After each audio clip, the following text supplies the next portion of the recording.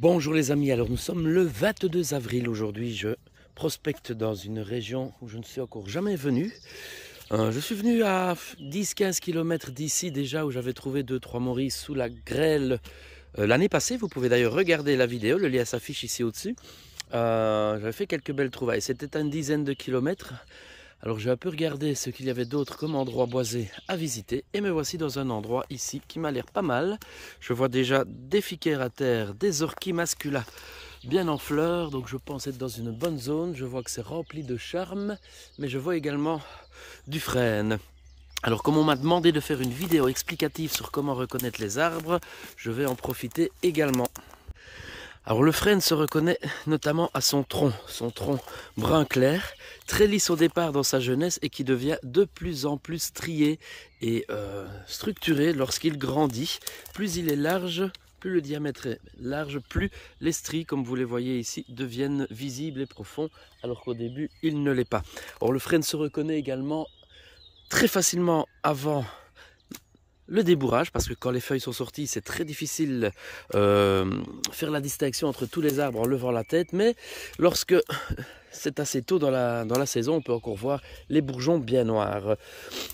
Les bourgeons du frêne étant bien noirs, c'est un des éléments pour les reconnaître, mais également le fait que les branches tirent vers le haut, vraiment à la verticale. Quand on lève la tête, au loin, on arrive avec l'expérience à reconnaître un frêne parce que c'est branches vont vraiment vers le haut et sont en général plus claires, plus blanchâtres. Or ici je ne sais pas vous le montrer parce que vous voyez que les autres arbres sont déjà bien fleuris, mais je vois effectivement que nous sommes bien en présence de frênes. Il n'y a pas encore de feuilles, les feuilles du frêne sortent en général plus tard que les autres. Mais on voit bien effectivement que ce sont des branches qui montent vraiment à la verticale. Je vais mettre d'autres vidéos pour bien faire la distinction. Nous avons le charme avec ses feuilles typiques qui font penser à celles du hêtre, mais qui ont quelques petites caractéristiques différentes. Je vous invite à voir ma vidéo générale sur la girole où je fais bien la différence, où j'explique les feuilles de charme. Et vous voyez ici effectivement que nous sommes en présence d'un charme dont le tronc est typique avec des stries verticales qui se croisent et s'entrecroisent. C'est assez facile à reconnaître. Ils sont en général assez tortueux. En voici ici quelques-uns. On voit par exemple des troncs de charme relativement tortueux qui vont à gauche, à droite, qui s'entremêlent parfois, mais toujours avec ces stries, vous voyez, sur le tronc, qui permettent de le reconnaître vraiment aisément. Alors au niveau des feuilles, je vous invite à voir la vidéo, mais on fait un petit retour ici. Les bords sont assez dentelés, contrairement à celles du hêtre. Donc les feuilles de charme, très faciles à reconnaître également. Et alors, une caractéristique aussi que l'on remarque, il est souvent parsemé de petites taches blanches. Je ne rentrerai pas dans les détails sur tout ce que sont ces petites taches et autres, mais c'est un indice pour les reconnaître. Mais ici, voilà, très facile de reconnaître ce charme, vous voyez, tortueux. Et alors, on a, en général, dans les bons biotopes, on trouve souvent des merisiers, le fameux cerisier sauvage. Alors lui, il est encore plus facile à reconnaître, puisque vous voyez ici qu'il a des stries horizontales, ici vraiment typique du merisier. Vous voyez les stries horizontales ici, quand on le voit de loin, on repère effectivement facilement ceci. Et il y a souvent des petites pétales de fleurs blanches au sol des merisiers. Vous voyez comme ceci. Alors ici nous sommes vraiment dans un biotope relativement classique sur sol calcaire. J'y ai vu des anémones sylvie, j'y ai vu des orchis masculins que voici. Facile à reconnaître, même lorsqu'il n'est pas en fleurs, puisque nous avons des feuilles assez typiques, vous voyez, mouchetées de taches noires. Mais nous avons alors le trio merisier, qu'on reconnaît facilement à ses stries horizontales. Nous avons les charmes et nous avons du frêne. Alors ici c'est un frêne un peu particulier, puisque vous voyez que son tronc s'est divisé en trois en poussant. Vous voyez ici nous avons encore un frêne qui nous permettra de vous montrer effectivement que les branches, vous voyez ici ce sont des branches qui repoussent à partir du tronc. Elles tirent vraiment vers le haut à la verticale. C'est vraiment typique du frêne d'avoir des branches qui montent vers le ciel. Malheureusement il n'y a pas de bourgeon sur celui-ci, donc je voudrais mettre une autre vidéo. Sinon je vous aurais montré que le bourgeon bien noir du frêne est assez typique également. Si vous voyez un arbre et que vous hésitez et que vous voyez des bourgeons brun foncé, mauve, vert, eh bien ce n'est pas un charme puisqu'il est vraiment très foncé. Vous voyez ici, il est encore jeune, il est encore assez lisse. Et je préfère ce genre de frêne. Je préfère ce genre de frêne au diamètre d'une vingtaine de centimètres, 30 centimètres maximum, que les énormes frênes au tronc beaucoup plus large. Je remarque que les morilles en général, je les trouve plus facilement auprès des jeunes frênes que des frênes beaucoup plus âgés. Alors c'est très difficile d'écrire le frêne ainsi puisqu'il y a une soixantaine de sortes de frênes, qu'il y a des frênes mâles, qui fructifient des fruits mâles. Il y a des femelles. Le frêne est assez particulier puisqu'il peut être hermaphrodite également, avoir sur le même arbre les deux sexes. Et il y a aussi une particularité qu'on trouve chez le frêne, c'est que un même frêne peut très bien être mâle une année et femelle l'année suivante. Je simplifie très fort ici, mais ça veut dire que ce qu'il va produire a le sexe féminin une année et peut-être masculin l'année d'après. C'est peut-être l'évolution qui veut ça pour qu'il puisse se reproduire plus facilement. Les chercheurs sont sur le sujet. Et c'est en tout cas aisé de reconnaître un vieux frêne d'au moins 30 ans, puisqu'il faut 25-30 ans pour qu'un frêne puisse commencer à faire des fleurs, tout simplement. On voit parfois les belles grappes de l'année passée, toutes séchées, qui pendent encore dans les vieux gros frênes. Alors ici, vous voyez, je suis en présence d'aspérules, moi qui cherchais des plants, parce que les miens se font rares. Mais voilà, je viens de trouver de l'aspérule. Je vais pouvoir en prendre pour faire mon métrinque. Je ne serais pas venu pour rien. Alors je continue. Vous voyez ici, nous avons un frêne également un peu plus âgé, même chose, multitron. Alors on remarque souvent au pied des frênes, il y a pas mal de petites mousses.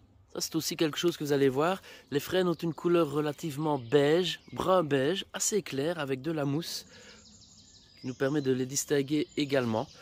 C'est une question d'habitude, une fois qu'on a l'habitude de les voir. Alors vous voyez, je vous parlais du fait qu'il est assez blanchâtre au niveau de ses branches et qu'elle pointe vers le ciel. Regardez là, on le voit beaucoup mieux ici. Je vais essayer de zoomer. Vous voyez, c'est vraiment typique d'un frêne. Les branches qui montent au ciel. Toujours pas de feuilles chez le frêne, elles poussent plus tard. Donc là, on le reconnaît bien, effectivement, au pied. Aucun doute. Il s'agit bien d'un frêne. La couleur, la structure de l'écorce, la mousse au pied. Et alors, vous voyez, il y a une ramification qui repart ici et on voit bien effectivement ces branches qui poussent vers le ciel, vraiment à la verticale, regardez. Elles ont vraiment repris vers le haut.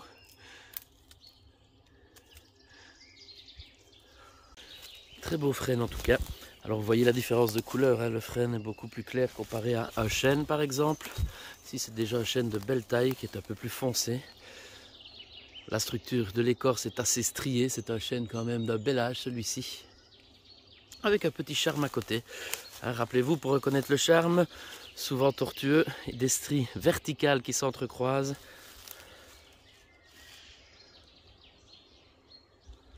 Voici encore des charmes. Il ne me manque plus qu'à vous montrer des noisetiers, puisque dans le biotope de la Maurie, je cherche généralement à trouver des frênes entourés de charmes ou de noisetiers. C'est le trio gagnant, comme je le dis toujours. Puisque le frêne est un élément capital pour trouver de la Maurie, à mon sens en tout cas. Mais je remarque que c'est toujours quand il y a une combinaison d'arbres qu'on a le plus de chances d'en trouver. Vous voyez encore ici du frêne. Voilà. Des groseilliers avec les belles épines, donc groseilliers à macro, qui donnent des belles groseilles vertes. Nous sommes bien en terrain calcaire. Et vous voyez encore ce frêne ici à une ramification. Alors celui-ci commence déjà à débourrer. Nous sommes le 22 avril. Et on voit effectivement que les feuilles commencent à sortir, vous voyez. Alors c'est typique également, vous voyez ici le bourgeon qui était bien noir. Je ne sais pas si j'arrive à zoomer dessus. Le focus ne se fait pas facilement, je vais essayer autrement. Mais donc vous voyez que nous avons ici des feuilles caractéristiques également. Ça c'est peut-être bien de reconnaître un frêne lorsque les feuilles sont sorties pour l'année suivante. En reconnaissant les feuilles du frêne. Ici elles sont très petites, mais vous voyez que ce sont souvent des tiges avec un nombre souvent identique de feuilles qui poussent de part et d'autre de la tige. Ce ce serait plus facile de vous montrer avec une belle grande tige. Vous voyez ici le bourgeon noir qui a éclaté au débourrage pour faire place à de belles feuilles. Vous voyez, voilà les feuilles typiques du frêne. Alors elles partent toujours deux par deux. Je ne vais pas rentrer dans les termes techniques ici, je vais essayer de faire ça pour que vous compreniez bien. Vous voyez ici que les feuilles partent deux par deux de la tige principale.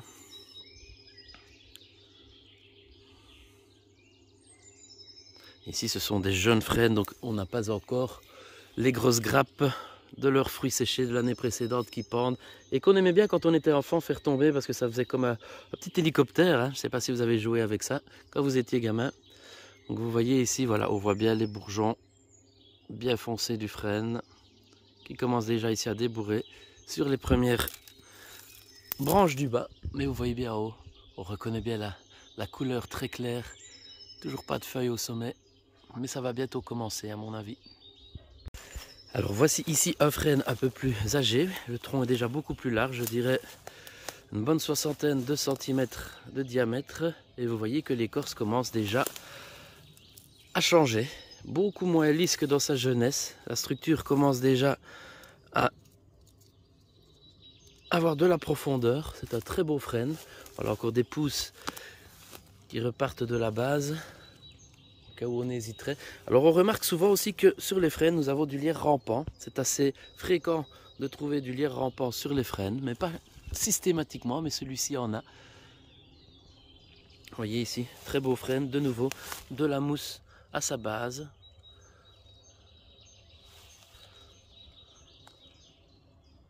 Beaucoup plus imposant que des frênes plus jeunes. Vous voyez la structure de l'écorce. Mais si on revient sur un plus jeune, vous voyez que elle est beaucoup plus lisse, mais toujours dans des tons assez clairs. Et bien voilà, il suffisait de demander. Je voulais vous montrer un noisetier. En voici un. Alors on remarque très souvent au niveau des noisetiers que la base est pourvue de beaucoup de petits troncs qui partent tous en même temps. Alors c'est très facile à reconnaître les feuilles du noisetier. Elles sont typiquement duveteuses. C'est très doux au toucher, on dirait du velours. Vous voyez ici que les ramifications sont asymétriques également. Alors ce qui est génial pour reconnaître un noisetier, c'est souvent l'aspect général. Et vous voyez des branches qui partent ainsi dans tous les sens. Et lorsque nous avons ces fruits, nous avons le début de ce qui deviendra des noisettes. Ça dépend quand vous les voyez dans la saison. Et voici un exemple de feuilles de noisetier. Je dézoome pour que vous voyez à sa base comment reconnaître de loin un noisetier. Voilà, quand vous voyez ici une multitude de petits troncs qui démarrent, c'est probablement un noisetier. Les petites feuilles typiques également. Donc ici nous avons vraiment l'ensemble de ce que je recherche quand je vais aux morilles. Nous avons des groseilliers à terre, nous avons les anémones sylvie et dans les arbres nous avons du noisetier. Nous avons même un merisier ici, vous voyez les stries horizontales dont je parlais tout à l'heure. Un merisier qui démarre du même endroit que les noisetiers. Nous avons des frênes de différents âges, de différentes largeurs de tronc. Et nous avons des charmes. En plus d'un ou deux gros chênes en plein milieu. Alors ici, qu'est-ce qu'on a comme arbre? Je vous laisse deviner. Vous avez 3 secondes. Et oui, effectivement, des stries verticales entrecroisées. Un tronc qui n'est pas droit. C'est un charme. Avec son petit frère ici. Qu'avons-nous ici? Avec de la mousse au sol, un tronc brun clair, une structure encore lisse, pas encore bien structurée, et des branches qui montent au ciel. Toujours pas de feuilles, et oui, vous l'avez deviné, c'est un frêne. Ici nous avons même un petit érable, on reconnaît bien ses feuilles. Rappelez-vous le drapeau canadien. Facile à reconnaître également grâce à ses feuilles, qui sont souvent en 5 pointes. Alors un autre indice pour repérer les frênes. Et pourquoi est-ce qu'on trouve des morilles au pied des frênes? Regardez, voici un bel exemple. Les racines du frêne, en tout cas la base du frêne, part souvent, j'ai envie de dire en étoile de mer. Il y a différents bras qui repartent un peu partout. Et il n'est pas rare de suivre une racine de frêne et de voir qu'elle Elle va parfois de nombreux mètres plus loin, tout en étant toujours visible au sol. Et on trouve forcément, la probabilité d'y trouver des morilles est bien plus grande que pour n'importe quel autre type de configuration ou n'importe quel autre arbre. Vous voyez ici, même chose, un genre de base en étoile, mais sur celui-ci on le voit mieux. Vous voyez, et les racines partent bien. Oh, voilà, vous voyez, on voit la racine ici qui s'étend. Alors il faut regarder tout autour. N'espérez pas trouver la morille pile poil au pied de l'arbre, même si ça peut arriver. Mais vous la trouverez peut-être à 1 mètre, 2 mètres, 3 mètres, 4 mètres, puisque les racines peuvent parfois aller bien loin. Voici encore un exemple ici d'un frêne. Vous voyez, on voit les bourgeons bien noirs qui sont en train de débourrer. Quand il est un peu plus tôt dans l'année, il y a 15 jours à peu près, on aurait vraiment vu des gros bourgeons bien noirs. Ici, vous voyez que les feuilles commencent à sortir. Mais en tout cas ici, je ne sais pas si je vais trouver des morilles, mais en tout cas le biotope est parfait. On a vraiment tout, les charmes, les frênes, les noisetiers, les merisiers, au sol des anémones, des ficaires qui font preuve qu'il y a de l'humidité, de la mousse, du lierre à terre. Il y a également des groseilliers que voici. On a vraiment tout ce qu'il faut. Voici encore un frêne avec la base en étoile, vous voyez, la mousse comme je disais ici, un peu plus âgée à mon avis, l'écorce commence à se structurer. Donc on a vraiment tout ce qu'il faut, mais pas de morilles. Maintenant, d'un endroit à l'autre, c'est peut-être simplement un problème de timing, puisque dans cette région-ci, je pense que celle que j'ai trouvée à une dizaine de kilomètres, même pas, l'année passée, c'était aux alentours du 5 mai, donc un peu plus tard. Tout dépend de la chaleur qu'on a accumulée au fil des mois depuis le début de l'année. Mais c'est un endroit que je reviendrai voir dans 15 jours, ça c'est une certitude. Même si au sol, à certains endroits, la végétation est déjà assez dense, il y a d'autres endroits où c'est bien aéré, comme ici. Vous voyez, et là, il y a toute la place pour que la morille sorte entre la mousse, le lierre et les petites anémones. Alors un peu plus loin, je suis tombé sur des mercuriales, autre plante typique dont je parle dans beaucoup de vidéos. Où est-ce qu'il y en a? Là voici, hop, de la mercuriale, du lierre à terre. Donc on a vraiment tout ce qu'il faut pour que la morille puisse s'épanouir. Et c'est là que je recherche les endroits un peu plus aérés, moins denses, là où elle a la place pour sortir. Voici encore, qu'est-ce que c'est? Je vous laisse 2 secondes pour deviner. Strie horizontale, effectivement, le merisier, les fleurs blanches. C'est toujours beau, un merisier en fleurs, ou même le cerisier plus classique avec ses feuilles qui sont assez jolies et ses belles fleurs roses. Alors voici un noisetier, un charme. Donc on a vraiment de tout. On a même de l'aubépine ici. Oh, on a vraiment de tout. J'ai vu également de l'aspérule à terre un peu plus loin, je vous l'ai dit tout à l'heure. Mais ici, les mercuriales commencent à être déjà un peu hautes. Il ne faut pas hésiter à balayer avec votre bâton. Donc on continue sur la reconnaissance des arbres. Qu'a-t-on ici? Des stries verticales entrecroisées, un tronc qui n'est pas très droit. Et oui, c'est un charme avec derrière, rempli de lierre montant. On reconnaît malgré tout le merisier et ses stries horizontales. Voici un beau frêne, déjà d'un certain âge, il est déjà plus large, mais toujours cette base en étoile et de la mousse sur cette base. Et oui, on voit bien qu'il n'a toujours pas ses feuilles qui poussent un peu plus tard, mais des branches qui montent au ciel, bien claires, presque blanches. Vous verrez avec l'habitude que vous aurez au premier coup d'œil d'instinct, vous reconnaîtrez les arbres, même si au départ c'est un peu compliqué. Avec le temps et l'expérience, je vous rassure, vous verrez, vous y arriverez parfaitement. Voici encore un merisier. On voit bien les stries horizontales.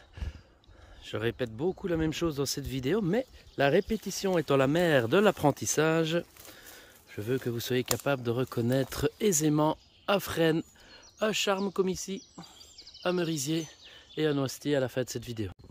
Regardez-moi ce magnifique frêne. J'ai d'abord cru de loin à un chêne tellement l'écorce est déjà structurée. Il a déjà un bel âge. Il fait 60-80 cm de diamètre. Et regardez sa base en étoile. J'ai dû regarder la couleur et la forme des racines. Et bien sûr, même si on ne le voit pas bien ici à la caméra, la cime de l'arbre pour bien m'assurer qu'il s'agissait bien d'un frêne. Mais vous voyez, celui-ci a des racines qui vont vraiment très très loin.